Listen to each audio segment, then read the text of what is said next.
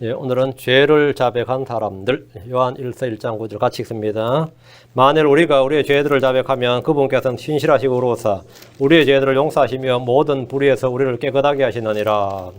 조건이 간단합니다. If we confess our sins, 우리가 우리의 죄를 confess, 자백하면, 우리가 우리의 죄들을 자백하면, 예, 주님께서는 우리의 죄들을 용서하시고 모든 불의에서 우리를 깨끗하게 하신다 했습니다. 그래서 오늘은 죄를 자백한 사람들, 이렇게 제목을 잡았습니다. 잠깐 기도하겠습니다. 위대하고 거룩한 주 하나님 감사합니다. 하나님, 저희가 주 앞에서 참으로 무지하고 어리석은 죄를 지을 때가 있습니다. 알지 못하고 지을 때도 있고 알면서 지을 때도 있습니다. 아버지 하나님, 죄를 지은 것이 아니라 그 뒤에 죄를 해결하는 방법을 주께서 말씀해 주셨습니다. 주의 피로 죄를 씻어주시고 말씀의 물로 죄를 정결케 해주시고 저희가 늘 선한 양심과 순수한 양심, 하나님을 향한 선한 양심을, 또 사람들 향해서 거리낌이 없는 양심을 늘 소유하도록 도와주시고 또 주의 믿음을 차고 넘치도록 인도해 주시옵소서. 말씀이 선포될 때 주의 영께서 크고 강하게 임하여 주시고 저희 속에 참된 부흥과 영적인 각성이 일어나도록 인도해 주시고 진정 개혁과 회심의 그런 부흥의 역사가 있도록 인도해 주십시오. 감사드리며 주의 성기도 합니다. 아멘. 앉으시기 바랍니다. 예, 오늘은 죄를 자백한 사람들이라는 제목으로 주의 말씀을 전하겠습니다. 제가 이 주제를 다룬 것은 개혁이든 부흥이든 회복이든 영적 각성이든 성장이든 새롭게 되는 것이든 모든 것은 다 죄를 자백하고 시인하는 데서부터 시작됩니다. 뭐든 간에 뭐 개혁 그러죠. 우리 개혁. 아니면 부흥, 리바이벌, 회복, 레스토레이션, 어웨이커닝, 그로스, 아니면 뭐 리뉴얼, 뭐든지 모든 것이 다 죄를 자백하고 시인하는 데서 시작돼요. 우리는 입으로 주 예수님을 시인하고 하나님께서 그분을 죽은 자들보다 살리신 것을 내 마음속으로 믿음을 구원을 받으자. 이 말씀대로 주님을 시인하고 믿음으로 구원을 받았습니다. 성경은 사람이 마음으로 믿어 의에 이르고 입으로 시인하여 구원에 이른다고 합니다. 우리는 그리스도의 복음을 시인합니다. 예수 그리스도는 주시라고 시인하여 하나님께 영광을 올립니다. 누구든지 예수께서 육체 안에 오신 것을 시인하는 영마다 하나님께 속했고 예수 그리스도께서 육체 안에 오신 것을 시인하지 아니하는 영마다 적그리스도형이라고 합니다. 그래서 시인한다. 우리가 예수님을 시인한다. 복음을 시인한다. 우리가 주를 시인할 때 주님은 하나님 아버지 앞과 그분의 천사들 앞에서 우리를 시인합니다. 우리가 주를 시인하는 것과 마찬가지로 이거 믿음에 관한 것이고 주 앞에서 시인해야 하는 것이 뭐냐? 우리가 주를 시인하죠. 마찬가지로 우리가 사람들 앞에서 주를 시인합니다. 우리가 주님 앞에서 시인해야 되는 건 뭐냐? 죄와 불법입니다. 우리말로 시인, 자백, 고백 다양하게 번역되지만 영어로는 한 단어에 confess입니다. 성경 말하기를 시편 32편 5절에 내가 주께 내 죄를 시인하고 내가 주께 내 죄를 시인하고 내 불법을 숨기지 아니하며 또 이르기를 내 범법들을 주께 자백하리라 하였더니 주께서 내 죄의 불법을 용서하셨나이다. 그 시인하고 자백하리라. 내가 내 죄를 시인하고 자백하리라 하였더니 주께서 내 죄의 불법을 용서하셨나이다. 사람들은 누구나 죄를 짓지만 누구나 죄를 잘 처리하는 건 아닙니다. 죄를 지었으면 죄를 잘 처리해야 된다. 깨끗하게 처리를 해야 된다고. 죄를 지었으면 죄를 처리하는 법을 알아야 됩니다. 죄를 깨끗하게 하는 법을 알아야 돼요. 우리가 몸에 먼지가 묻을 수 있고 뭘 덮어 쓸 수도 있죠. 그러나 덮어 쓰는 건 덮어 쓰는 거고 다음에 씻어야 되죠. 마찬가지로 우리가 죄를 지을 수 있습니다.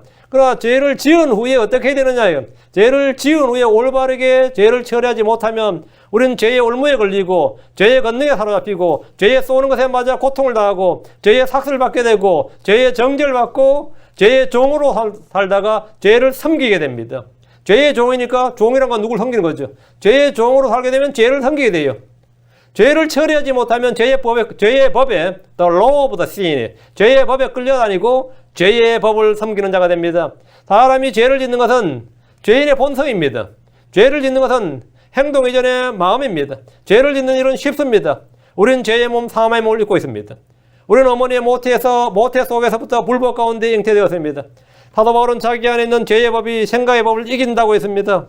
로마서 7장 23절에 내 지체들 안에서 다른 법이 내 생각의 법과 싸워 내 지체들 안에 있는 죄의 법에게로 나를 사로잡아가는 것을 내가 보는도다. 죄의 법에서 어떻게 해방되느냐? 이게 뭐 죄의 법에게로 나를 사로잡아가는 것을 사로잡혔다. 이게 뭐죠? 포로가 되었다. 종이 되었다. 더 심하면 노예가 되었다. 이 말이에요. 죄의 법에게로 나를 사로잡아가는 것을 내가 보는도다. 했습니다. 사도 바울이 지금 자신의 체험을 말하고 있습니다. 거짓말 아니에요. 이건 체험이에요. 로마서 7장은 그가 회심한 후에 영적 갈등에 대한 기록입니다. 영과 육이 싸우는 처절한 싸움이 내 밖에서 일어나지 않습니다. 내 안에 내 마음 속에서 일어나고 있었던 겁니다. 내 마음이 전쟁터가 된 거예요. 크리스천은 다시 태어나면 속사람은 죄를 지을 수 없지만 육신은 죄의 법에 사로잡히고 죄의 법을 섬깁니다. 로마서 7장 25절에 예수 그리스도 우리 주를 통해 내가 하나님께 감사하노라 그런즉 이와 같이 내 자신이 생각으로는 하나의 법을 섬기되 육신으로는 죄의 법을 섬기노라. 육신으로는 죄의 법을 섬기노라. 그럼 육신은 어떻게 됩니까? 육신을 처리해야 되죠. 죄의 법에 끌려와서 죄의 법을 섬긴다면 이것이 죄의 종이고 포로고 노예입니다. 예수를 믿은 후에도 죄의 종, 쾌락의 종, 정욕의 종으로 사는 것은 죄의 법에 끌려와서 사로잡혀 왔기 때문에 지금 내가 죄의 포로 수용소에 있는 거예요. 주께서 말씀하시기를 요한복음 8장 34절에 예수님께서 그들에게 대답하시되 진실로 진실로 내가 너희에게 이르노니 누구든지 죄를 짓는 자는 죄의 종이니라. 누구든지 죄를 짓는 자는 죄의 종이니라. 나는 죄를 컨트롤할 수 있는 주인이 아닙니다. 죄의 법에 끌려와서 죄를 섬기는 죄의 종이라는 겁니다. 죄의 종이니라. 그럼 죄의 종으로서 죄를 섬기지 않으려면 어떻게 해야 됩니까? 난 아무것도 할 수 없습니다. 주께서 내가 더 이상 죄를 섬기지 않도록 무언가를 해주셔야 됩니다. 로마서 6장 6절에 우리가 이것을 알거니와 우리 옛사람이 그분과 함께 십자가에 못 박힌 것은 죄의 몸을 멸하여 이제부터는 지금부터는 지금은 우리가 죄를 섬기지 아니하게 하려면이라. 죄를 섬기지 아니하게 하려면이라. 죄를 섬기지 않게 하는. 왜? 지금 죄의 종으로 끌려와서 죄의 법에 끌려와서 죄의 법을 섬기니까 죄의 몸을 멸하 이제는 더 이상 죄를 섬기지 않게 하려 합니다. 이거. 죄를 섬기지 않기 위해서는 우리의 옛사람 죄의 몸을 멸해야 됩니다. 우리는 그로서 함께 죽어야 됩니다. 죄에 대해 죽은 자는 죄로부터 해방됩니다. 로마서 6장 7절에 죽은 자는 죄로부터 해방되었느니라. 이 말씀은 우리를 향한 하나님의 위대한 해방, 위대한 자유선언입니다. 우리는 그리스도를 통해 자유를 얻었습니다. 여기서 그쳐서는 안 됩니다. 자유를 얻은 사람도 내가 죄로부터 해방된 사람, 죄에 대해서 죽은 사람도 다시 죄를 지을 수 있습니다. 왜 그런 것 같았어요? 왜 그런 것 같아요? 자유를 얻은 사람은 자신의 자유를 악을 행하는 데 사용해서는 안 됩니다. 자신의 몸을 다시 죄의 종에게로 내어주면 다시 죄의 종이 되는 겁니다. 내가 해방이 됐는데, 죄로부터 해방이 됐는데 다시 죄를 지어요. 그럼 죄의 종이 되는 거예요. 로마 6장 16절 18절 너희 자신을 누구에게 종으로 내주어 순종하게 하면 너희가 순종하는 그 사람의 종이 되는 줄을 너희가 알지 못하느냐. 혹은 죄의 종으로 사망에 이르고 혹은 순종의 종으로 의에 이르느니라. 그러나 하나님께 감사하려다 너희가 죄의 종이었으나 너희에게 전달된 그 교리의 그 틀에 마음으로부터 순종하고 이로써 죄로부터 해방되어 의의 종이 되었느니라. 누구에게 순종하여 내가 다시 죄에 순종하면 내가 다시 죄를 섬기면 죄의 종이 되는 겁니다. 크리스천도 얼마든지 죄의 종이 될 수 있습니다. 죄로부터 해방된 사람이 다시 돌아간 거죠. 크리스천이 자유를 얻은 후에도 죄를 짓고 죄를 섬기며 죄의 종으로 사는 것은 스스로 자신을 죄에게 내어주어서 죄를 섬기기 때문입니다. 우리는 자신의 몸을 살아있는 희생물로 주님께 드려야 됩니다. 우리는 자신의 지체를 의에게 내줘야 됩니다. 그리스도인이 되고 그 후에 주께 자신을 헌신하기 전까지 우리의 생각은 악합니다. 육신을 따르지 않고 성령을 따를 때까지 우리의 생각과 상상은 어려서부터 항상 악할 뿐입니다. 우리가 주의 말씀의 틀, 진리의 틀에 자신을 맞추고 훈육받고 새롭게 변화되기 전까지 우리는 늘 죄에 시달리며 죄의 법을 섬깁니다. 세상에 더럽고 악하고 부패한 것이 많고 넘치지만 사람의 마음보다 거짓되고 사악한 것이 없습니다.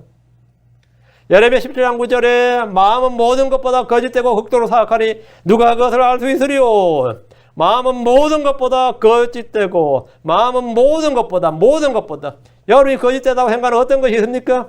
그보다 더 거짓된 게 마음입니다. 여러분이 사악하다고 생각하는 어떤 것이 있어요? 마음은 극도로 사악하다. 누가 그것을 알 수 있으리요. 그래서 전도서를 쓴 솔로몬은 말하기를 선을 행하고 죄를 짓지 않는 의인은 땅 위에 하나도 없느니라. 짐승 같은 자라고 하지만 짐승의 마음보다 더 거짓되고 사악한 것이 사람의 마음입니다. 사람의 마음에서 악한 생각, 살인, 간음, 음행, 도둑질, 거짓 증언, 신성모독이 나옵니다. 사람을 더럽게 하는 것은 사람 밖에 있는 어떤 것이 아닙니다. 사람 안에 있는 겁니다. 사람의 마음에서 나오는 겁니다. 마가복음 7장 20절에 23절에 또 그분께서 이르시되 사람에게서 나오는 것 그것이 사람을 더럽게 하느니라. 속에서 하고 사람들의 마음에서 악한 생각, 간음, 음행, 살인, 도둑질, 탐욕, 사악함, 속임, 세욕, 악한 눈, 신성모독, 교만, 어리석음이 나오는데 이 모든 악한 것이 속에서 나와 사람을 더럽게 하느니라. 우리는 사람의 사악함과 더러움에 대해서 조금 더 부정하지 않습니다. 저는 한 번도 성선설을 믿어본 적이 없습니다. 학교에서 성선설을 가르쳐도 저는 어릴 때부터 사람의 약함을 너무나 많이 봤고 내 자신을 알기 때문에 성선설을 믿어본 적이 없어요. 사람의 마음은 어려서부터 악하기 때문입니다. 세상에 선한 사람 없습니다. 경건한 사람 없습니다. 의인은 없습니다. 단 한 사람도 없습니다. 참 사람 좋아 보여도 그 사람 아직 몰라서 그러는 겁니다. 사람 좋아 보이죠? 참 행복하겠다 그래 보세요. 살아봐라 그런가 그래요. 응? 그 사람하고 살면 행복하겠다. 그 사람하고 사는 사람한테 물어보세요. 안 그렇습니다. 만약 누가 자기는 죄를 짓지 않았다, 죄가 없다고 말한다면 그는 거짓말자이고 하나님을 거짓말하는 자로 만드는 겁니다. 그렇지는 죄를 짓지 않는 사람들이 아니라 죄를 시인하고 자백하는 사람들입니다. 크리스천들은 죄를 알지 못하는 사람들이 아니라 자신이 죄를 지을 수밖에 없는 연약한 존재라는 사실을 인정하고 죄를 시인하고 회개하는 사람들입니다. 죄가 없는 분은 주 예수님 한 분밖에 없습니다. 그분은 죄를 짓지 않으셨고 죄를 알지도 못하신 분입니다. 성경은 하나님 한 분의 선한 이가 없다고 합니다. 예수님은 선하신 분입니다. 그분은 거룩하신 분입니다. 의로우신 분입니다. 거짓도 없고 해악도 없고 교활함도 없습니다. 그분은 참 하나님이십니다. 크리스천들은 이 세상에 전혀 죄를 짓지 않는 것이 아니라 자신을 죄에 대해 죽은 자로 여기고 죄와 싸우고 죄를 피하고 죄를 이기기 위해서 피 흘리기까지 싸우는 사람들입니다. 그렇게 그럼에도 죄를 지을 때는 알고 죄를 짓고 모르고 죄를 짓죠. 그럼에도 죄를 지을 때는 주께로 나와 죄를 시인하고 고백합니다. 죄를 회개하고 주님의 긍휼을 구합니다. 요한일서 1장 8절 10절 본문 편호제 요한일서 1장 8절 만일 우리에게 죄가 없다고 우리가 말하면 우리가 우리 자신을 속이며 또 진리가 우리 속에 있지 아니하니라. 우리에게 죄가 없다. 거짓말쟁이죠. 자신을 속이는 겁니다. 진리는 당연히 그 속에 가지 않습니다. 10절 만일 우리가 죄를 짓지 아니하였다고 말하면 우리가 그분을 거짓말하는 분으로 만들며 또한 그분의 말씀이 우리 속에 있지 아니하니라. 어떤 크리스천도 이 말씀에 예외가 없습니다. 사도 바울은 죽기 전에 감옥에서 디모데전후서 그게 바울이 쓴 마지막 서신서입니다. 그 감옥에서 쓴 마지막 편지에 죄인들 중에 내가 우두머리니라 했습니다. 바울은 과거에 예전에 자신이 죄인들 중에 우두머리였다고 말한 것이 아니라 죄인들 중에 내가 우두머리니라 현재형으로 지금 내가 그렇다 이거예요. 현재 자신의 상태를 말하고 있습니다. 육신의 몸을 입고 죄의 몸을 입고 있는 상태에서 우리는 언제나 죄와 연루가 되어 있습니다. 사람은 육신을 입고 있는 동안 결코 죄가 없다, 죄를 짓지 않았다고 말할 수 없습니다. 아무리 뻔뻔한 사람이라도 자기에게 죄가 없다고 하는 이는 없을 겁니다. 아무리 경건하고 의로운치 않은 목사라도 자기가 죄가 없다고 말할 수는 없다 이거예요. 만약 그렇게 말한다면 그 사람이 최고의 거짓말쟁이죠. 그런 자신을 속이는 사람이고 진리가 그 속에 없는 사람이고 하나님의 말씀이 그 속에 거하고 있지 않는 사람입니다. 하나님의 말씀이 거하고 있지 않은 사람이에요. 우리는 기도할 때도 죄를 짓습니다. 이기적이고 육신적인 기도, 정욕적인 기도, 마귀적인 기도를 하나님 앞에 막 주의 이름으로 올려드리는데 그런 기도가 얼마나 많습니까? 우리의 기도가 그 자체가 기도합니다. 죄를 지어요. 우리가 드린 대부분의 기도는 부정한 마음과 부정한 입술에서 나오는 기도입니다. 그래서 우리의 기도는 주의 피로 말씀의 물로 씻음을 받아야 됩니다. 나의 기도는 회개를 필요로 하는 기도입니다. 우리는 회개할 때도 회개를 필요로 하는 그런 회개를 합니다. 회개합니다. 주님의 죄를 시인하고 회개하는데도 그 회개조차도 회개를 필요한 회개예요. 우리는 예배를 드릴 때도 헌물을 드릴 때도 죄를 짓습니다. 우리는 교제할 때도 죄를 짓고 성경을 읽으면서 죄를 짓습니다. 성경을 읽으면서 죄를 지어요. 주 앞에 흘리는 눈물조차도 주의 피로 정결하게 될 필요가 있는 더러움이 가득한 눈물인지라 십자가의 피로 씻어 주셔야만 합니다. 사악한 자가 드리는 헌물, 사악한 자가 드리는 기도가 주께 가지한 것이듯이 육신적인 성도들이 교회에 함께 모여서 하는 모든 일들이 다 육신적인 겁니다. 다 육신적인 것이란 말은 다 사악하고 가지한 것이다.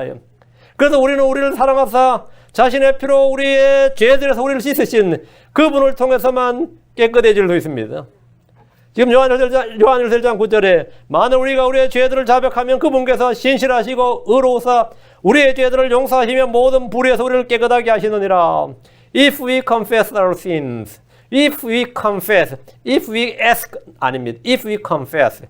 우리는 죄를 용서해달라고 주님께 애석하는 게 아닙니다. 우리는 우리의 죄를 그냥 자백하고 시인하는 겁니다. 그러면 어떻게 되느냐 이거? 주님께서 뭐라고? He cleanses us from all unrighteousness. 모든 불에서 우리를 cleanse, 우리를 깨끗하게 한다. 우리를 wash한다 이거예요. 성경 우리가 우리의 죄들을 자백하면 그분께서 우리의 죄들을 용서하신다. 용서의 조건은 너무나 간단합니다. If we confess. 우리가 우리의 죄를 자백하면 됩니다. 이것은 충분합니다.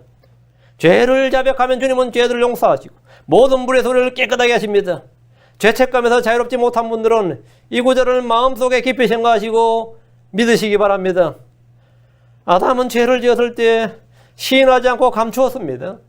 주께서 그가 한 일을 물었을 때 그는 하나님이 함께하라고 한 여자가 줘서 먹었다고 여자에게 책임을 전가하고 변명했습니다. 여자는 죄를 지었을 때 뱀이 나를 속임으로 내가 먹었나이다 했습니다. 이들이 한 말은 거짓말이 아닙니다. 아담도 거짓말한 거 아니에요. 참말이지. 아담이 한 말은 사실이었습니다. 여자가 한 말도 사실이었습니다. 사실을 말한다고 해서 내가 사실 있는 그대로 이실직고를 한다고 해서 죄가 없어지는 것이 아닙니다. 사실을 말한다고 해서 여자는 속아서 먹어 맞아요. 뱀이 속여서 먹었으면 맞습니다. 사실을 말한다고 해서 죄가 용서되거나 불법이 깨끗해지는 것이 아닙니다. 아담처럼 죄를 덮는다고 죄가 덮어지는 것이 아닙니다. 욥기 37장 3절에 혹시 내가 내 불법을 내 품에 숨김으로 아담같이 내 범법들을 덮었던가. 아담이나 이브는 죄를 시인하거나 자백하지 않았습니다. 죄를 지을 줄 알았지만 죄를 해결할 줄을 몰랐습니다. 죄를 지을 줄 알았는데 해결할 줄을 몰랐어요. 자기 동생 아벨을 죽인 가인을 보십시오. 가인은 아벨을 치려고 일어나 그를 죽였습니다. 그냥 일어나서 죽였어요. 주께서 가인에게 내 동생 아벨이 어디 있느냐 하시자 가인은 내가 알지 못하나이다. 내가 내 동생을 지키는 자니까 그건 나한테 왜 묻냐 이거예요. 그는 자신이 죄를 지었다는 사실을 시인하지 않았습니다. 하나님께 고백하지 않았어요. 그는 주께서 직접 물으시는데도 회개하지 않았습니다. 자, 그럼 죄를 자백하고 시인한 사람들의 예를 성경을 통해 살펴보겠습니다. 성경에서 우리가 죄를 지었다. 내가 죄를 지었다고 자백한 첫 번째 예는 요셉의 형제들이었습니다. 그들은 이집트의 감옥에 갇혔어요. 스파이로 몰려가지고 이집트 양식을 구하러 왔다가 스파이로 몰려가지고 감옥에 갇혔습니다. 그때 그들이 생각이 난 거예요. 그들은 요셉을 죽이려고 모였다가 팔아버렸는데 이집트에서 자신들이 재앙을 당할 때 그 죄를 자백했습니다. 그 죄를 자백했어요.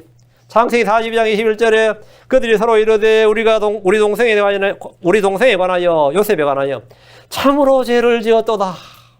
우리가 죄를 지었도다. 그가 우리에게 간청할 때 우리가 그의 혼의 고통을 보고도 들으려 하지 아니하였으므로 이 괴로움이 우리에게 임하는도다 하며 요셉이 자기 살려달라고 얼마나 울부짖었겠어요. 형들은 얼마나 울부짖었겠어요. 우리가 그의 혼의 고통을 보고도 그가 우리에게 간청할 때 그게 지금 기록이 안 돼 있어요. 이때 요셉 나이 17이었습니다. 나이 17에 형제들한테 생명의 위협을 받은 거예요. 아이, 죽겠구나. 그러다가 겨우 살아났는데 팔려버린 거죠. 우리가 그의 혼의 고통을 보고도 들으려 하지 아니하였으므로 이 괴로움이 우리에게 임하는도다. 인광보다 죄의 삭시다. 그들은 처음으로 몇십 년 전에 자기들이 자기 형제에게 했던 일을 자백했습니다. 우리가 죄를 지었도다. 그러나 이것은 주께 자백한 것이 아니라 자기들끼리 한 자백이었습니다. 주님께 한 자백이 아니라 자기들끼리 한 자백이었어요. 주께 죄를 지었다, 주를 대적하여 악을 행했다는 것이 아니라 자신들이 한 행동을 후회한 겁니다. 이런 식의 자백이나 고백과 시인은 불신자들도 흔히 하는 일입니다. 세월이 지나보면 온갖 후회와 허무로 가득할 때 지난 날들의 일들을 솔직하게 고백합니다. 그때 내가 참 알지 못하고 죄를 많이 지었다. 내가 악한 일을 많이 했다 그래요. 늙어서 힘이 없고 죽게 되었을 때 지난날의 일들을 말하면서 후회와 슬픔 가운데 죽는 이들도 있습니다. 다음으로 내가 죄를 지었노라고 자백한 사람은 이집트의 파라오입니다. 그는 모세와 아론을 상대로 주를 대적하다 계속되는 재앙을 맞게 되자 죄를 시인했어요. 그것도 한 번이 아니에요. 연속해서. 출애굽기 9장 21절에 파라오가 사람을 보내어 모세와 아론을 불러 그들이 이르되 이번엔 내가 죄를 지었노라. 주는 의로우시고 나와 내 백성은 사악하도다. 이번에는 내가 죄를 지었노라. 계속 죄를 지었는데 이번엔 내가 죄를 지었노라. 파라오가 죄를 시인하고 회개한 겁니까? 그의 회개는 거짓이었습니다. 그는 위기를 모면하고자 자신의 잘못을 인정하고 시인했던 겁니다. 그는 우박과 천둥이 그치자 곧바로 마음을 완악하게 하며 주를 대적했습니다. 그리고 또 재앙이 닥치자 급히 모세와 아론을 불렀습니다. 출애굽기 10장 16절 17절에 이 파라오가 모세와 아론을 급히 불러 이르되 내가 주 너희 하나님과 너희에게 죄를 지었으니 그런즉 이제 원하건대 내 죄를 이번에 한 번만 용서하고 주 너희 하나님께 간과 이 죽음만은 내게서 떠나게 하라 하므로. 그러나 그의 이런 자백도 거짓이었습니다. 어떤 사람은 죄를 시인하지만 위기를 벗어나기 위해서 임시방편으로 합니다. 입술 발림을 하는 이들도 있습니다. 이걸 우리에서는 뭐라 그러죠? 들을 때 진정성이 없다 그래요. 저 사람이 하는 진심이 아니다. 진정성이 없다. 이런 때 모세와 아론이 파라오한테 진정성을 보이시오 이렇게 합니까? 그렇지 않습니다. 파라오가 거짓으로 시인했던 참으로 시인했던 위기를 모면하려고 입술 발림으로 시인했던 그 말을 받아주었고 재앙을 거두었습니다. 아합은 엘리야로부터 아합의 집에 당할 재앙, 주의 심판을 들었을 때 자기 옷을 찢고 굵은 벼를 몸에 두르고 금식했습니다. 아합의 그 행동에 진정성이 보입니까? 엘리야가 그의 이런 모습에 감동하고 아합이 진정으로 회개했다고 인정했겠습니까? 엘리야는 인정하지 않았을지 몰라도 주께서 이렇게 말씀하셨습니다. 열왕기상 21장 29절에 아합이 내 앞에서 겸손히 행한 것을 내가 보느냐. 그가 내 앞에서 겸손히 행하였으므로 내가 그의 시대에는 재앙을 내리지 아니하고 그의 아들의 시대에 그의 집에 재앙을 내리라 하셨더라. 재앙을 유예해 준 거예요. 우리는 어떤 사람이 잘못을 시인할 때, 죄를 자백할 때 내가 잘못했노라, 내가 죄를 시인하노라, 내가 회개하노라, 내가 죄를 지었노라 할 때 말이죠. 진정성을 판단하면서 용서하지 않고 분을 품는 죄를 범치 않도록 해야 됩니다. 잘못했다 그러면 그냥 그 말을 그대로 받아줘요. 주께서 이 부분에 대해서 분명히 가르치셨습니다. 분명히 말씀하셨습니다. 누가복음 17장 3절 4절에 너희는 스스로 주의하라. 만일 내 형제가 내게 범법하거든 그를 꾸짖고 그가 회개하거든 그를 용서하라. 그가 만일 하루에 7번 내게 범법하고 하루에 7번 내게 다시 돌아와 이르기를 내가 회개하노라 하거든 너는 그를 용서하라 하시니라. 하루에 7번 죄를 짓고 범법하고 7번 와서 내가 회개하노라 하면 우린 다 뭐라 하죠? 습관성이네 그래요. 완전히 습관성이네. 완전히 취미다 자식. 너는 회개가 취미냐 그래. 너는 죄를 시인하고 회개하는 게 습관이고 취미냐. 지금 나한테 장난하냐 그랬죠.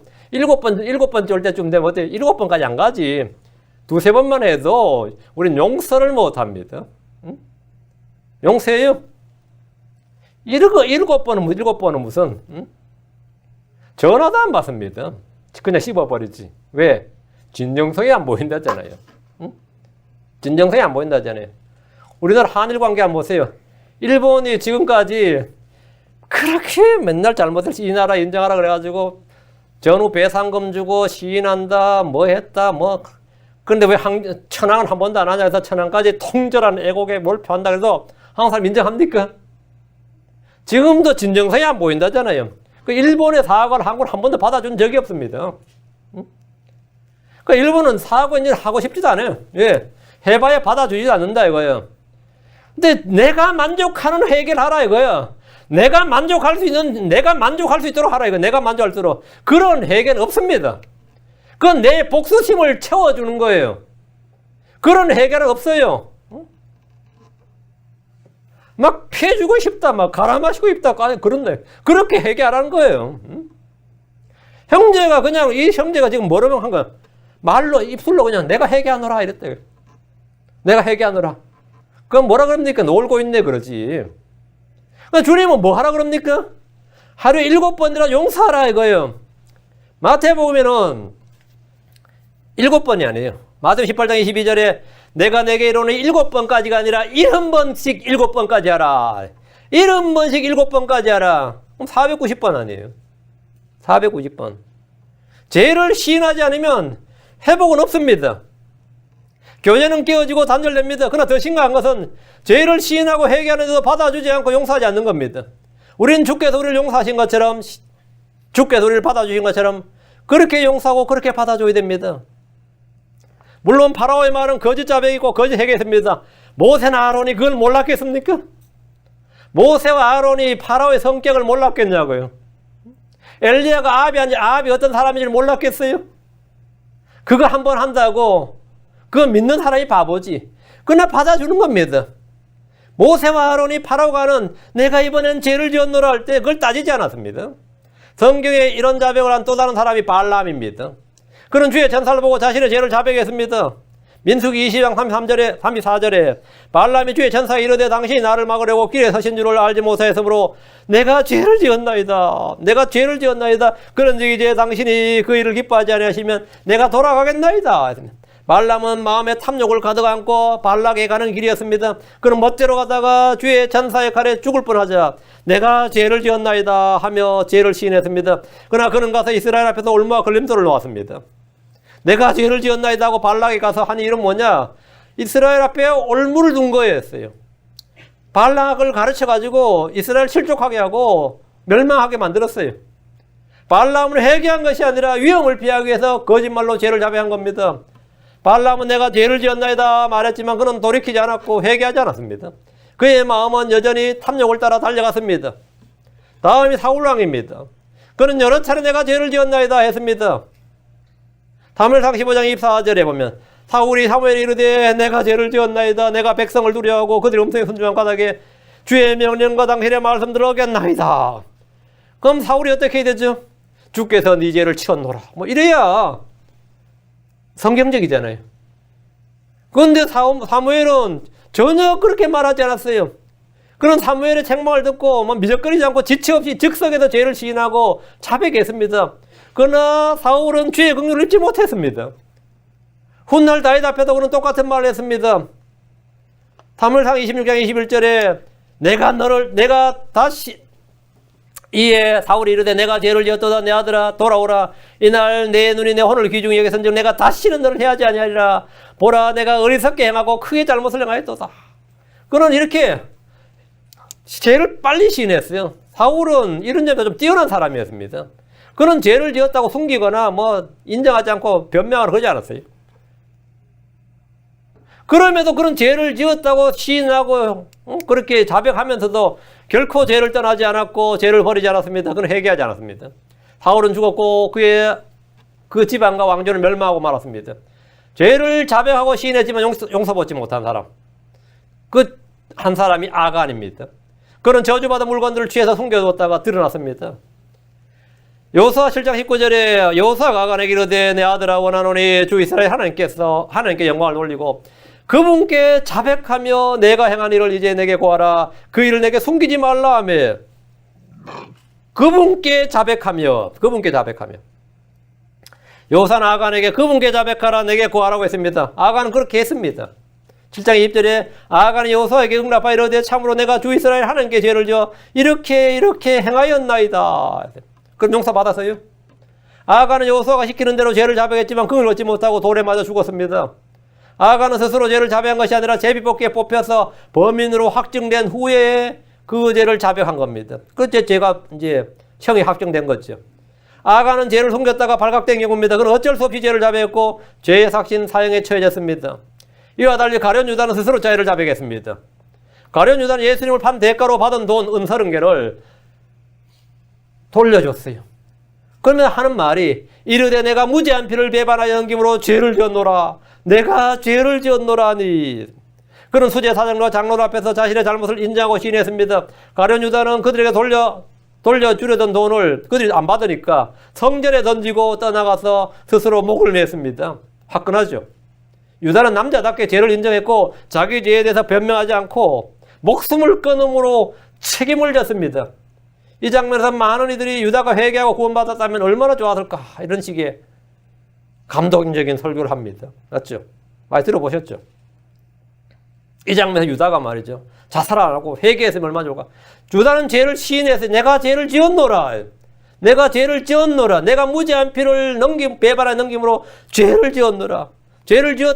그럼 컨페스 했으니까 용서받아야 될 거 아니에요. 그런데 가룟 유다는 자살하고 죽었어요. 회개하지 않았어요? 회개했어요. 그럼 우리 가룟 유다 회개했으면 얼마나 좋았을까? 가룟 유다는 죄의 사람이고 멸망의 아들이었습니다. 그는 마귀였습니다. 그는 죽어서 자기 처소로 갔습니다. 그는 뱀의 씨로 여자의 씨의 발꿈치를 상하게 했습니다. 그런 그가 주님을 배반한 것을 후회하는 말을 하며 죄를 시인하고 자살함으로써 많은 사람들의 연민을 받고 안타까움을 자아냅니다.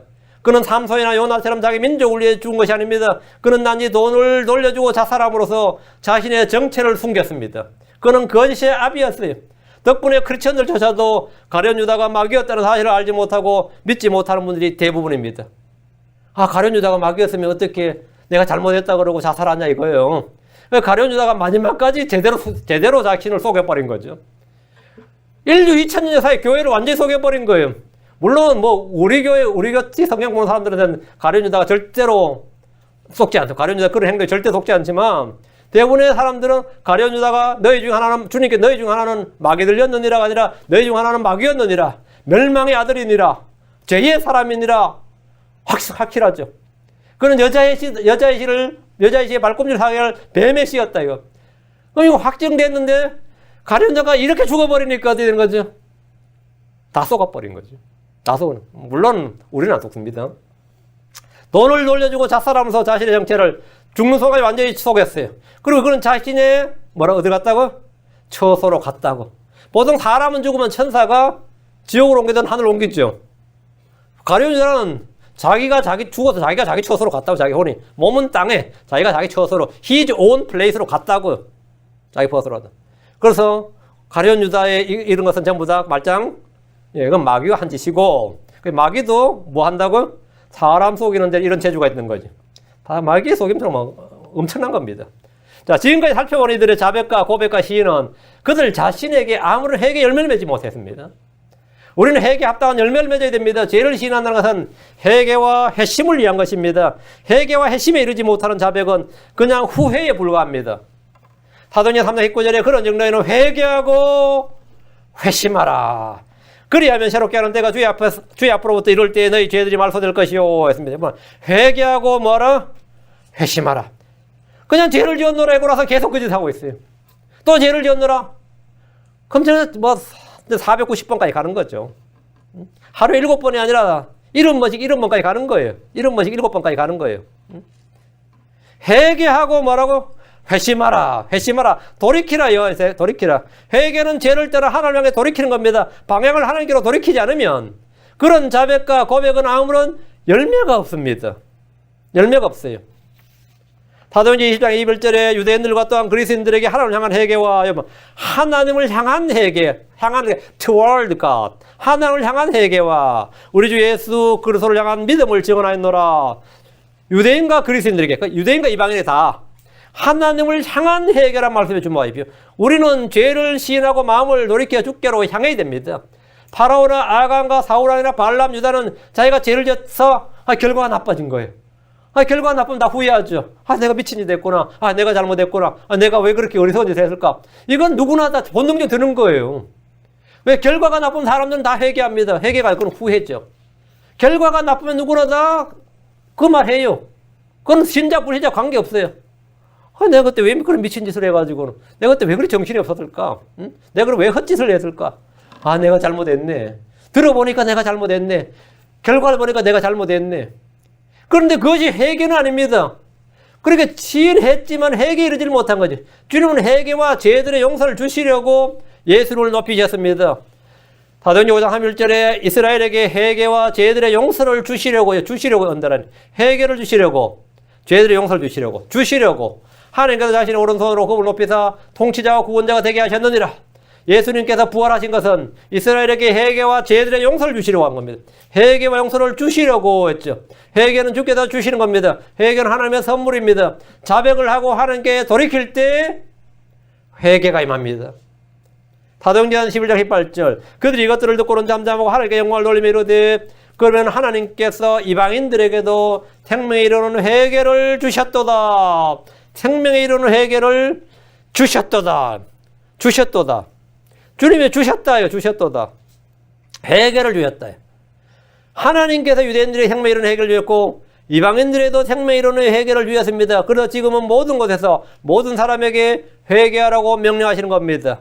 사도행전 11장 32절에 하나님께서 이같이 무지하던 때를 눈감아 주셨으나 이제는 모든 곳에서 모든 사람에게 회개하라고 명령하시나니 모든 곳에서 모든 사람에게 뭐하라? 회개하라. 주께서는 죄인들을 불러 회개하게 하려고 오셨습니다. 하나님의 선하심이 우리를 인도하여 회개하게 합니다. 하나님께서 우리를 향하여 오래 참으사 아무도 멸망하지 않고 모두 회개에 이르기를 원하십니다. 회개 없는 구원은 없습니다. 회개 없는 구원 없어요. 회개 없는 죄사함 없습니다. 회개 없는 침례는 없습니다. 회개 없는 중성 없습니다. 회개 없이 뭐 구원, 그것도 가짜입니다. 회개 없는 죄사함 가짜입니다. 회개 없이 받은 침례는 그냥 물에 잠긴 겁니다. 그건 샤워한 거예요. 회개 없는 중생은 그거는 거듭난 게 아닙니다. 그건 종교를 가진 거예요. 죄의 자백 없는 회개는 없습니다. 죄의 자백이 없는 회개는 없어요. 마가복음 1장 5절에 온 유대 땅과 예루살렘 사람들이 그에게 나가 자기 죄들을 자백하며 요르단강 속에서 다 그에게 침례를 받더라. 뭐하며 침례 받았어요? 자백하며. 자기 죄들을 자백하며. 요한에게 나온 사람들은 죄들을 자백하며 침례를 받았습니다. 그는 회개의 물침례를 주었는데 회개의 시작은 뭐다? 자백이다. 죄들의 자백이다. 사도행전 19장 19절. 사도행전 19장 19절.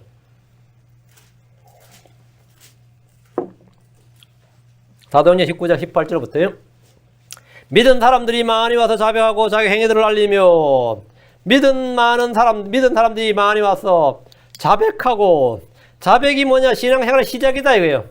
복음을 듣고 믿은 사람들이 자백했습니다. 그들은 자신들의 행위들을 알렸습니다. 이유는 간단합니다. 왜 그렇게 했겠어요? 왜 그렇게 했겠냐고요. 잠언 28장 13절에 자기 죄들을 숨기는 자는 형통하지 못하려니와 누구든지 그것들을 자백하고 버린 자는 긍휼을 얻으리라. 자기 죄들을 숨기는 자는 형통하지 못하며 누구든지 그것들을 자백하고 버리는 자는 긍휼을 얻으리라. 긍휼을 얻으리라. 죄들을 자백하고 버린 자는 긍휼을 얻습니다. 히스기야 왕은 유다의 영적 부흥을 일으키는 왕이었습니다. 성경은 히스기야에 대해서 말하기를 히스기야가 자기 조상 다윗이 행한 모든 것에 따라 주의 눈앞에서 올바른 것을 행하니라 했습니다. 다윗처럼 말이에요. 주의 눈앞에서 올바른 것을 행한 왕이 히스기야였습니다. 히스기야였어요. 그 히스기야가 자기 개인, 왕으로서 자기 개인은 그렇게 했는데 문제는 우리 유다 민족이 부흥하고 개혁하려면 어떻게 해야 되느냐 이거예요. 자기가 왕이니까 이 유다 민족이 다시 한번 다윗 시대처럼 솔로몬 시대처럼 다시 한번 영적 부흥을 이루고 싶은데 대체 어떻게 하면 좋을 줄 몰랐어요. 어린 히스기야가 자기 혼자는 어떻게 했어요. 그 히스기야가 영적 부흥과 개혁 운동을 시작하는데 그 핵심이 자백하는 것이었습니다. 자백하는 것이었어요. 역대기야 3장 22절에 히스기야는 주에 관하여 선한 지식을 가르치는 모든 레위 사람들에게 위로하는 말을 하였더라. 그들이 명절 내내 이래 동안 먹으며 화평한 물 드리고 주 자기 조상들이 하나님께 자백하는 말을 하였더라. 이래 동안 뭐 한 거라고? 이래 동안 하나님께 자백하는 말을 하였더라. 자백하는 말을 하였더라. 우리가 지금까지 얼마나 우상을 숭배하고 헛짓을 해왔고 불법을 해왔고 주의 율법에서 돌이켜 생활해왔는지를 말하다 보니까 이래도 부족하지 사실은. 하나님의 자백하다 보면 이래도 부족해요. 그들은 이래 동안 주님께 죄를 시인하고 자백했습니다. 영적 부흥은 죄의 자백을 통해서 시작됩니다. 마음의 부흥을 원합니까? 가정의 부흥이나 교회의 부흥을 원합니까? 죄들을 자백해야 됩니다. 책망받을 때 멸시하지 말고 책망을 거절하지 말아야 됩니다. 책망을 거절한 자는 잘못 행하는 겁니다. 책망을 싫어하는 자는 짐승과 같습니다. 자주 책망을 받으면서 목을 굳게 하는 자는 갑자기 멸망을 당하며 또 구할 길이 없으리라 했습니다. 책망을 받는 모든 것은 무엇이든지 다 빛으로 드러납니다. 에베소 5장 13절에 그러나 책망을 받는 모든 것은 빛으로 말미암아 밝히 드러나게 되나니 무엇이든지 밝히 드러나게 하는 것은 다 빛이니라 했습니다. 우리는 어둠 속에서 일하지 않습니다. 우리는 빛 가운데서 걷고 빛 가운데서 교제해야 됩니다. 우리는 빛 가운데서 걷고 빛 가운데서 교제한다. 영적 각성이나 마음의 새로운 변화는 그냥 내가 원한다고 되는 것이 아닙니다. 죄를 시인하고 자백하는 것이 시작입니다. 에스라는 하나님의 집 앞에서 울며 기도하면서 뭐 했어요? 자백했습니다. 엎드려 울면서 기도하고 자백했어요. 에스라 이 회개의 기도에 온 백성이 에스라한테 모여들어서 함께 울었습니다. 함께 울었어요. 그들 역시 하나님께 자백하고 그분께서 기뻐하시는 일을 행함으로 그 땅의 백성과 이방 아내들로부터 자신을 분리했습니다. 이게 회개의 열매였습니다. 느헤미야 역시 주 앞에서 우리가 주께 그 죄들을 지었나이다. 나와 내 아버지 집이 죄를 지었나이다. 라며 죄들을 자백함으로써 기도했습니다. 느헤미야의 통치 아래 있던 백성 역시 자기 죄들을 자백했습니다.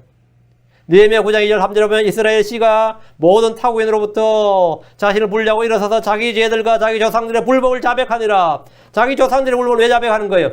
자기 조상들 때부터 계속해서 이렇게 해왔다는 걸 자백한 거죠. 그 자기 조상들의 불법을 자백했다는 것은 죽은 우리 조상의 죄를 자백한 게 아니라 죽은 우리 조상들로부터 계속 이렇게 해온 것을 우리가 지금 그대로 받아왔다 이거예요. 그리고 그게 우리 조상들의 죄를 자백했다 이거예요. 우리 집은 대대로 우상을 숭배했고 우리 집은 대대로 하나님 믿지 않았는데 그것이 지금 나한테까지 그대로 이어지고 있는데 여기서 단절하고 말이죠. 여기서 단절하고 내가 이제 믿음으로 산다 이거예요. 그게 뭐냐면 자기 죄들과 자기 조상들의 불법들을 자백하니라. 또 그들이 낮에 4분의 1 동안에 자기 자리에 서서 주자기들 하나님의 율법책에서 낭독하고 성경 읽기죠. 또 다른 4분의 1 동안에는 자백하며 주자기들 하나님께 경배하니라. 경배하는 게 두 가지였어요. 성경을 읽고 죄들을 자백하는 겁니다. 성경 읽고 자백하고 성경 읽고 자백하고. 낮에 4분의 1이라는 건 뭐냐면 낮은 12시간이 아니냐 그랬죠. 4분의 1은 3시간이에요. 3시간 성경 읽고 3시간 자백한 거예요. 응? 나머지 뭐 있겠어요? 에스라가 강단에 서서 설교했습니다. 그럼 레위 사람들이 그 말을 못 알아듣는 사람이 많았습니다. 왜? 바벨론 70년 있었기 때문에 히브리어가 안 되는 거예요. 이 지금 우리 교회와 비슷한 거예요. 안 되는 사람도 있죠. 한국말이 안 되는 사람이 있단 말이에요. 그 히브리어가 안 되는 사람들은 레위 사람들이 그걸 듣고 가서 옆에서 설명해 주는 거예요. 설명해 주는 거예요. 그 유대 포로에서 돌아온 사람들은 언어 문제가 있었습니다. 언어 문제가 있었대요. 그래서 3시간을 자백했다. 3시간을 성경 읽고. 덕분에 그들 가운데는 엄청난 개혁과 부흥이 동시에 일어났습니다. 개혁과 부흥이 일어났어요. 모든 것이 죄의 자백에서 시작됩니다. 모든 것이 죄의 자백에서 시작돼요. 계속해서 죄를 시인하고 자백하는 사람들 보겠습니다. 죄를 자백한 성경의 본보기로 꼽으라면 당연히 다윗이죠. 시편 32편 5절 내가 주께 내 죄를 시인하고 내 불법을 숨기지 아니하며 또 이르기를 내 범법들을 주께 자백하리라 하였더니 주께서 내 죄의 불법을 용서하셨나이다 셀라. 다윗이 자백했더니 숨기지 않고 시인하고 자백했더니 주님께서 내 죄의 불법을 용서하셨나이다. 그 결과 그는 확실한 긍휼을 얻었습니다. 그는 주 앞에서 내가 내 범법들을 시인하오니 내 죄가 항상 내 앞에 있나이다. 내가 오직 주께만 죄를 짓고 주의 눈앞에서 이 악을 행하여 싸우니 이로써 주께서 말씀하실 때 의롭게 되시고 판단하실 때 깨끗하시리이다. 그렇게 죄를 시인하고 자백했어요. 내가 어떤 사람들이 지은 죄도 죄지만 지금 내가 주의 말씀을 무시하고 주의 말씀을 업신여기고 주의 말씀 생각하지 않고 죄를 지었다 이거. 그게 오직 주께만이에요. 사람들이 짓는 모든 죄는 주께 짓는 죄입니다. 사람들이 짓는 모든 죄는 주께 짓는 죄예요. 내가 내 마음대로 하는데 뭘? 그럼 법에서 그렇게 정해져 있으면 뭐죠? 그럼 법을 어긴 거죠. 예. 우리 법에도 그렇죠. 민사는 상호 둘이가 합의해서 해결할 수 있지만 형사는 합의가 안 됩니다. 그러니까 형사사건은 아무리 내가 처벌을 원치 않는다고 해도 형사사건은 합의가 안 돼요. 그럼 왜 그러죠?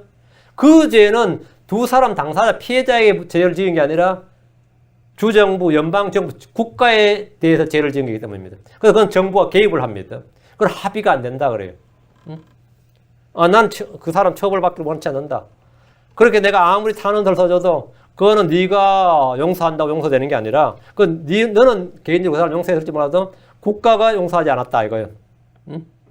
내가 어떤 사람의 죄를 지고 내가 어떤 죄를 지었다면 그 사람하고 내가 해결되었다 하더라도 그건 뭐죠? 하나님과의 문제가 남아있는 거지. 내가 주께 죄를 지었다 이거예요. 주께 죄를 지었다. 다윗은 주께 용서를 받아서 주께서는 그의 죄를 치우셨습니다. 그의 울법은 지워졌습니다. 그는 정결하게 되고 깨끗하게 되었습니다. 그는 구약에서 신약의 진리를 적용받은 사람입니다. 사울은 다윗에 비하면 사실 죄를 우리가 볼 때 훨씬 더 빨리 즉석에서 해결했고 즉석에서 죄를 시인했어요. 근데 사울은 긍휼을 못 받았는데 다윗은 긍휼을 받았고 죄 용서를 했고 깨끗하게 되었단 말이죠. 사울은 즉시 성령이 그를 떠났어요. 다윗에게 주어진 성령은 다윗을 떠나지 않았습니다. 떠나지 않았어요. 다윗은 구약에서 신약의 진리를 적용받은 사람이에요. 하나님께서 다윗의 자백만으로 다윗에게 긍휼을 베푸신 것은 앞으로 주 예수 그리스도를 믿는 모든 사람들에게 다윗과 같은 긍휼을 베풀고 은혜를 주기 위해서 본보기로 사용하신 겁니다. 그러니까 구약에서 다른 사람은 다윗 것처럼 안 돼요. 다윗은 예외입니다. 왜 다윗에게 예외가 적용되느냐? 다윗은 앞으로 주 예수 그리스도를 믿을 사람들에게 다윗에게 베푼 하나님이 다윗에게 베푼 그 긍휼을 베풀어 주시겠다 이거예요. 응? 다시 베풀어 주겠다. 우리는 모두 다윗과 같은 큰 긍휼과 풍성한 긍휼과 친절한 긍휼과 율법과 심판을 이기는 긍휼을 받았습니다. 다윗은 이 일 후에도 인구조사를 해서 죄를 지었어요. 그는 주께 징계를 받았습니다. 사람이 한번 죄를 용서받는다 해서 다시는 죄를 짓지 않는 것이 아닙니다.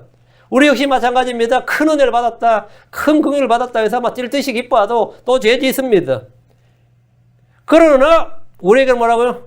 다윗에게 베푸는 확실한 긍휼이 있단 말이죠. 이걸 오늘 오후에 다윗에게 베푸는 확실한 긍휼을 할 때 이것도 할 겁니다. 이것은 크리스천들에 주어진 약속입니다. 하나님께서 다윗에게 베푼 긍휼을 우리에게 베풀어 주시겠다는 거예요. 어떻게 하면? 내가 죄를 시인하고 숨기지 않고 주께 자백하리라 하였더니 주께서 내 죄의 범법들을 불법들을 모든 불의를 용서하셨나이다. 깨끗하게 된다. 깨끗하게 된다. 제가 목회를 하기 전에 제가 86년에 구원받고 이제 군대를 좀 늦게 갔다 왔어요. 96년에 한 10년이 좀 지나서 그때 제 문제가 좀 있었어요. 제가 그래가지고 막 그렇게 하나님께 기도하면서 막 그 죄책감이 마음속에 드니까 어떻게 해결할 줄 몰라요. 어떻게 해결할 줄 몰라. 그게 하루 이틀이 아니라 한 달, 두 달, 세 달 막 이렇게 가는데 맨날 그 엎드려 기도하는 거 엎드려서 참 황당했지. 그런데 어디서 나보고 조직신학 책을 좀 번역해달라 그래서 조직신학 책을 번역하는데 마음은 괴롭고 하니까 그냥 컴퓨터 앞에서 옆에 원고 놓고 막 이제 번역을 막 하는 거예요. 번역할 때 이 부분이 나오는 거예요.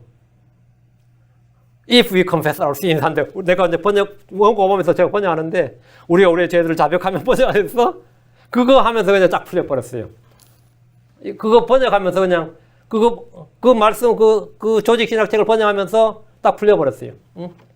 그래서 제가 얼마나 그때 마음이 기쁘던지 우리가 우리의 죄들을 자백하면 그분께서 신실하게 그로서 하면서 번역을 했어요. 그거 하면서 그다음 우리의 죄들을 용서하시면 모든 불에도 우리를 깨끗하게 하시느니라 하는데 제가 정말 용서받았고 모든 불을 깨끗하게 그 하는 말씀이 그냥 탁 들어왔어요.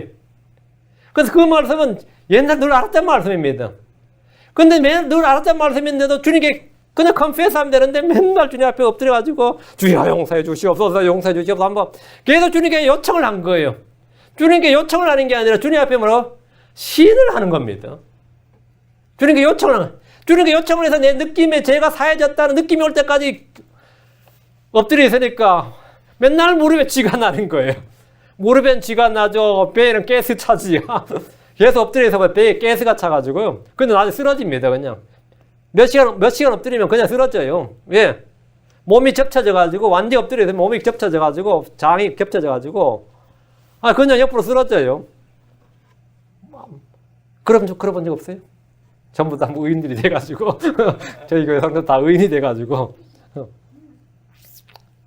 그래가지고 이렇게 간단한 것을 죄를 해결하는 방법이 이렇게 간단한 것을 내가 왜 주님 앞에 놔두고 주님 앞에다가 헛짓을 했던가요? 그래서 우리가 죄를 지었으면 우리는 의로운 변호자 계신데 변호사 앞에 뭐 하죠? 내가 사실을 다 이야기를 하죠. 변호사한테 내가 이야기를 다 하지. 그리고 그 다음부터 변호사의 능력이에요. 우리가 만약 죄를 지어서 우리에게 뭐가 있다고요? 아버지 함께 계신 의로운 변호자가 계시다. 그 요한일서 2장 1절이에요. 그럼 어떻게 되는 거야? 남은 변호사가 해결할 일이지. 주님이 해결하신다 이거예요. 우리가 우리의 죄들을 자백하면 그건 내가 할 일이에요. 우리의 죄들을 용서하시면 모든 불에서 우리를 깨끗하게 하시느라 그건 주님이 하실 일이. 그건 다윗은 구약에서 신약의 진리를 적용받은 사람이고 다윗에게 베푼 이 확실한 긍휼을 예수를 부활하시로 말미암아 예수를 믿는 모든 사람에게 내가 베풀리라 이거예요. 내가 다윗에게 베푼 그 긍휼을 내가 너에게 베풀리라. 그럼 끝난 거예요. 그럼 이제 일어나서 기쁜 마음으로 기쁜 마음으로 일어나는 거예요. 응? 기쁜 마음으로. 그러면 남들은 뭐라 그랬어요? 뻔뻔하네 그러죠. 그 되게 뻔뻔하네 그러죠. 뻔뻔하네 소리 듣든 어쨌든 간에 내가 마음 해결된 거예요. 내가 마음 해결된 거예요. 그럼 이제 당사자하고 해결한 거예요. 응? 내가 그때는. 그 제가 참 많은 사람들한테 참 일일이 가가지고 내가 그때 참 마음에 상처를 많이 줬습니다. 미안합니다. 죄송합니다. 했더니만 하도 많이 했더니만 또 다른 사람들 앞에서 그러죠. 또 이러더라고. 참 이가죠. 또 그 내가 하도 많이 했더니 뭐 나 진정성이 없대. 난 이거 다 해결하려고 막 만난 사람마다 이거 밥 사줘가면서 해결하고요. 어른들 앞에 내가 그동안 너무 건방졌어. 20대에 막 50대, 60대 사람들한테 가르치려 넘어들어서 너무 건방졌어. 싸가지 없어 죄송합니다까지 했는데 그 다음에 어떤 사람은 윤형제가 이렇게 되는 줄 내가 기도했다고 막 윤형제 변화를 보니까 하나님 은혜다 그런 사람도 있고 뻔뻔하다는 사람도 있었고 진짜 뭐 악어의 눈물이 난 사람도 있었고 뭐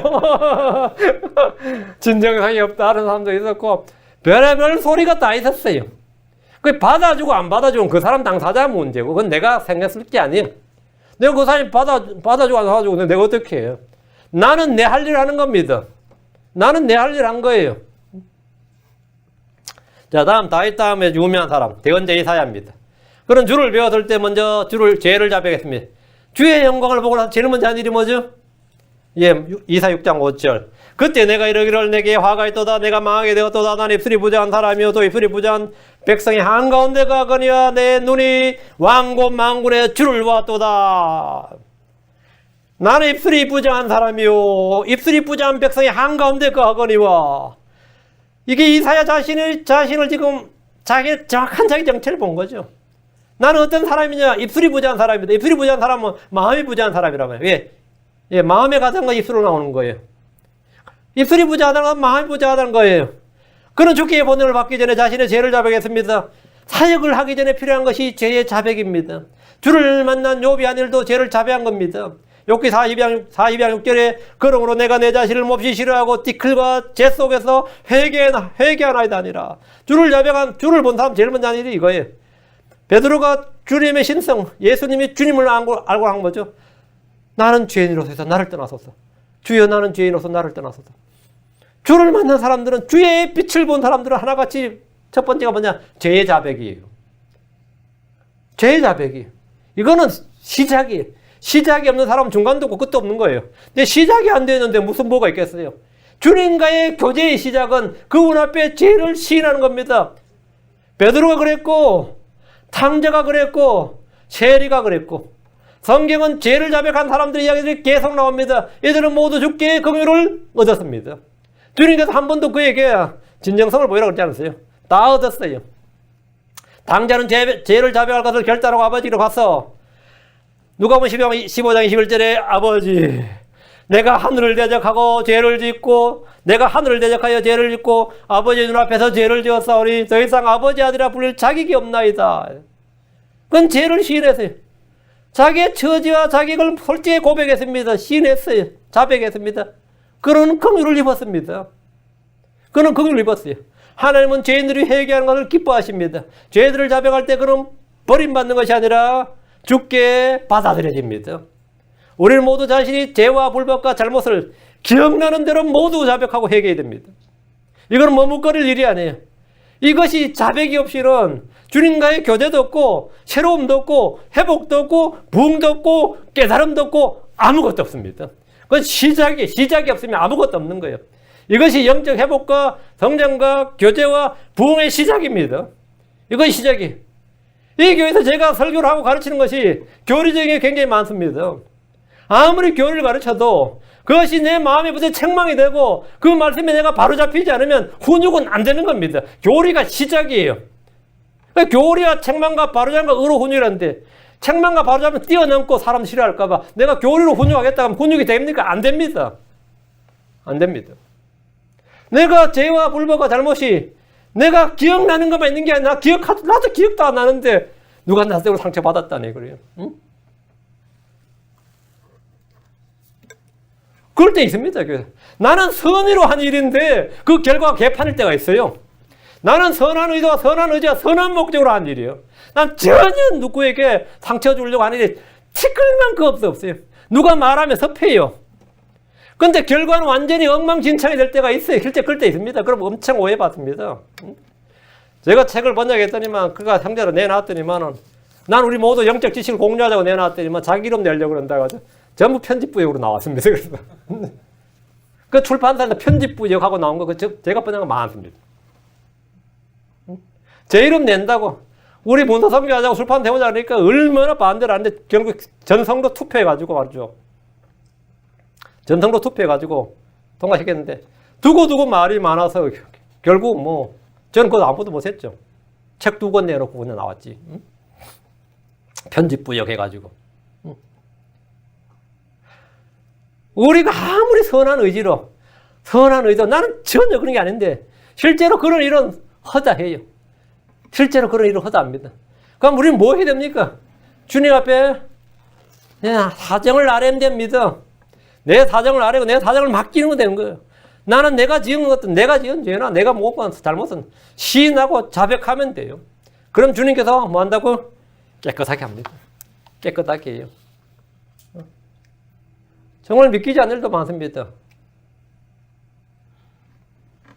우리 교회에서 어떤 형제가 대학을 갔는데 그 부모 앞에서 개나 소나 다 가는 대학 뭐 이랬다 그래요. 난 그 말이 안 믿깁니다. 솔직히 그 형제 그 말 했다고 안 믿겨요. 그런데 들은 사람이 있어요. 잘못 들었을 것 같아. 응? 괜히 우리 교회 안 나옵니다. 우리가 말을 하는데 그냥 내 생각 없이 하는 말이 말이죠.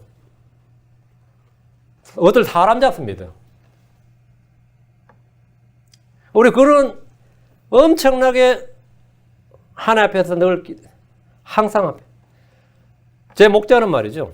제 성경할 때 목자는 매일 아침 일어나서 십계명을 내일 읽는데 제 대학 다닐 때 항상 십계명을 읽고 그 십계명을 매일 읽는데 십계명을 매일 읽고 하루를 시작한다고 그래요. 저는 그 말 듣고 나서 뭐 쓸데없는 짓 하나 해야 생각했어요. 지금 그건 안 하는데 우리 교회 성도들에게 당분간 제가 말하는데 최소한 한 달은 동안 매일 고린도전서 13장 읽고 하루를 시작하세요. 매일 하루를. 아예 프린트해가지고 짧게 프린트해가지고 호주머니에 넣어다니든 지갑에 넣어다니든 폰에 세게 다니든 간에 매일 하루에 한 번 읽으세요. 매일 하루 한 번. 평생을 매일 하루에 한 번은. 교회에 뭐 지금 전천년 재림이 중요한 게 아닙니다.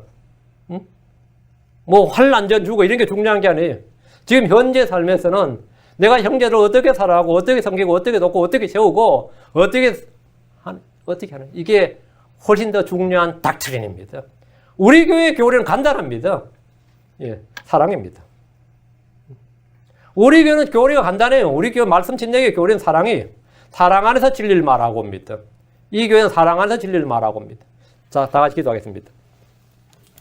위대하시고 거룩하신 주 하나님 감사합니다. 하나님께서 은혜와 복을 주시고 주의 영을 충만케 해주셔서 이 교회 말씀 침례교회가 주의 영으로 늘 충만하고 주의 사랑이 넘치는 교회가 되고 계시고 주의 은혜가 넘치는 교회가 되고 모두가 주의 긍휼을 입은 자로서 우리가 주께 받은 그 긍휼대로 우리가 주께 받은 그 사랑으로 주께 받은 용서 주께 받아들여진 그대로 제가 형제들에게도 동일하게 그대로 행할 수 있도록 은혜를 베풀어 주시옵소서. 사랑하는 아버지 하나님, 저희가 은혜가 없이는 아무것도 할 수 없습니다. 저희 자신은 굉장히 약하고 악하고 아버지 저희가 정말 아무것도 아닙니다. 저희가 행할 모든 힘은 주께부터 나옵니다. 주의 말씀이 저에게 권능을 주시길 원합니다. 주의 은혜가 저희로 하여금 모든 수고를 감당할 수 있도록 해주시옵소서. 넘치는 사랑으로 인하여 저희가 모든 것을 견딜 수 있고 모든 걸 오래 참을 수 있고 모든 걸 용납할 수 있고 모든 걸 감당할 수 있고 아버지 하나님 서로를 세워줄 수 있고 하나님 말씀대로 그 일을 행할 수 있도록 은혜를 하여 주시고 저희가 그런 사람으로 변화를 받도록 해주시옵소서. 저희는 이 교회가 부흥하기를 원합니다. 정말 개혁되기를 원합니다. 새로워지기를 원합니다. 모두가 각성하기를 원합니다. 모두가 깨어나기를 원합니다. 아버지 하나님 저희 교회가 그런 교회가 되도록 저희 죄들을 시인하고 자백합니다. 죄를 용서해 주시고 저희에게 긍휼을 베풀어 주시옵소서. 은혜를 허락하여 주시옵소서. 그래서 저희 영을 새롭게 해주시고 충만하게 해주십시오. 감사드리며 주의 성기도합니다. 아멘. 네, 아멘. 228장입니다.